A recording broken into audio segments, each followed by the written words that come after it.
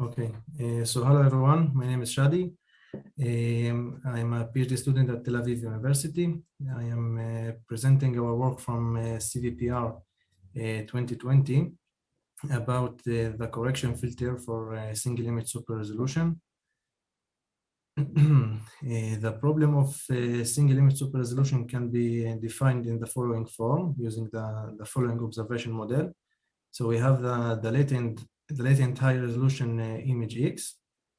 It is blurred using an anti-aliasing filter K, followed by a subsampling of scale alpha to obtain the low resolution image Y. And the task of super resolution is to reconstruct the high resolution image X from given the low resolution observation Y. Now, this model can be written more elegantly in the following form, where we have S star, which is an operator that encapsulates the whole downsampling process. Here we see two examples. So we have a high resolution image. In the first example, we apply a bicubic blur kernel, followed by subsampling to obtain the low resolution image Y. And similarly for the Gaussian case, so we have two different low resolution images for the same high resolution image that we see on the left. Now, over the past decade, there have been many deep learning techniques that try to solve single image super resolution. Many of them usually take a large data set of high resolution images and downsample it using a bicubic model to obtain the low resolution images, and then train a deep neural network to map the low resolution images to their high resolution versions.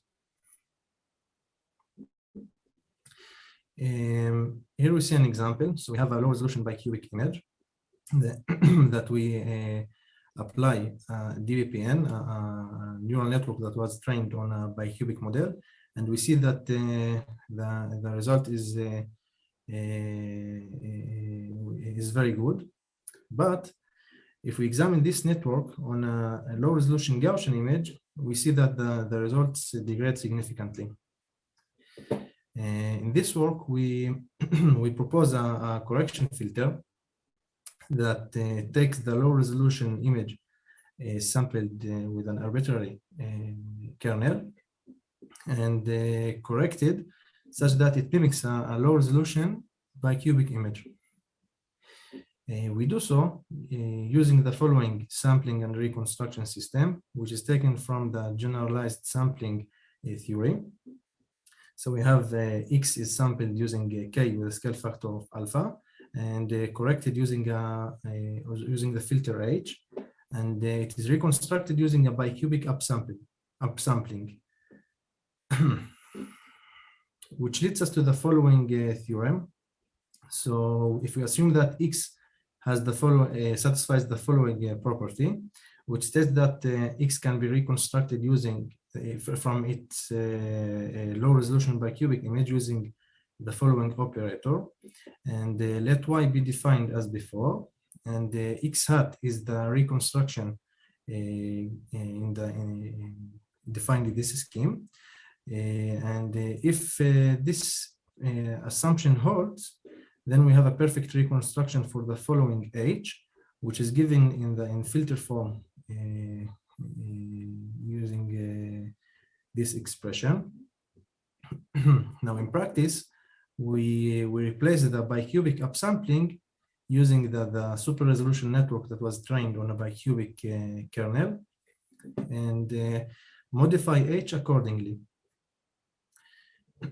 Now for intuition, let Y be defined as before. We want H, and then YH is the corrected image, which is defined as applying H on the low resolution image Y, and we want it to be equal to the low resolution bicubic image. Now, if we assume that X has the property we saw earlier, we have the following. which which is equal to the low resolution bicubic image if we set H to the correction filter we saw in the previous slide. Now, although this assumption on X does not hold for most natural images, but for theory, this allows us to present a theorem so earlier, and in practice, it's good enough. Here we see a test that we did. So we compared the low resolution bicubic image to the low resolution corrected image in multiple scenarios, and we see that we are getting here a very high PSNR. Here we see results for our method. So we took 3 state-of-the-art super resolution networks trained on a bicubic model. We have ProSR, Arcan, and the DBPN.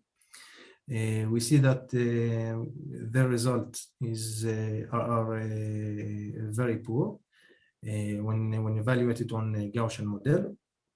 And if we compare it to, if we combine it with our correction filter, we see a great boost in performance. And we compare our method to SRMD and ZSSR.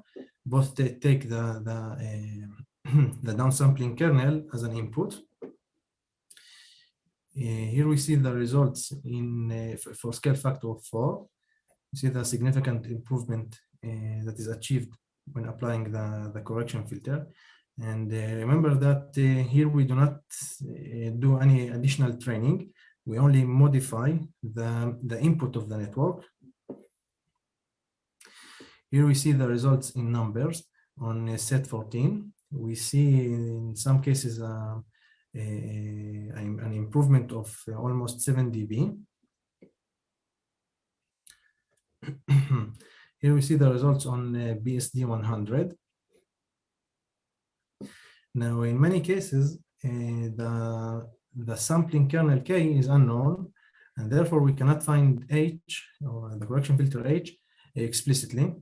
Therefore, we propose an algorithm for estimating K by minimizing the following objective function, which leads us to the following scheme. So we take the low resolution image Y, correct it using H that is calculated using K at iteration T. And then we take the corrected image at iteration T and super resolve it using F. And then to obtain the high resolution image X at iteration T, which we then downsample it using the same K that we used here to obtain Y hat, which we wanted to be as close as possible to Y. In addition to our regularization terms on K, so we minimize this objective function. Now, in practice, we parameterize K as a linear CNN. Here we see the results for a blind super resolution for scale factor of 2 on Gaussian model. We see, even though K is unknown, we still see a significant improvement over not using the correction filter. And we compare our method to kernel gun, which is also a blind super resolution approach. Here we see the results for a scale factor of 4. Here we see the results in numbers. Now to conclude, so we saw that super resolution networks are performance degrade when the observation model is not in the downsampling downsampling kernels family that was used in the training phase. We presented a correction filter that corrects the low resolution image such that it mimics a bicubic low resolution image. We saw a significant improvement over not using the correction filter, and when compared to other methods that use an arbitrary kernel. We also proposed an algorithm for estimating the correction filter in the cases when we don't have it. Thank you, and I will be glad to answer your questions. Thank you, Shady. Thank you very much. One or two questions popped up from the audience. So the first one is, how do you deal with very small structures in the image? Are you using spatial information to extract the features or other methods? So if the question is about the non-blind case, so the Blair kernel is known or given, this does not involve any training or any modification of the does not rely on any data. This is computed analytically. So I hope this answers the question. And another question, in the theorem you presented, you have a condition about the sampling and the reconstruction kernels. Can you explain what does it mean? Yes. So what this term states is that the intersection between the frequencies where the sampling kernel and you don't want the sampling kernel to zero crucial frequencies that the network needs for the reconstruction. The short answer is we don't, if the low resolution, the given low resolution image is not very blurry, we can use this method. But if the given image has a severe blur, then this method will need some modification in the regularization term.